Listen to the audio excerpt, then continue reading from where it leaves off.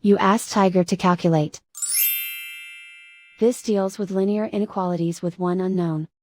The final result is x equal or greater than 21. Let's solve it step by step. Isolate the x. Multiply both sides by 7.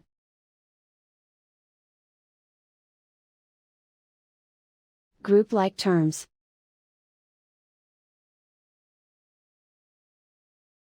Multiply the coefficients.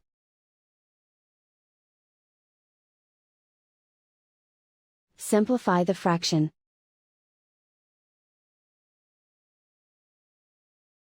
Simplify the arithmetic.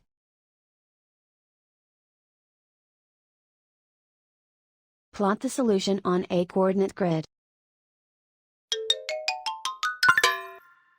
And so the final result is x equal or greater than 21.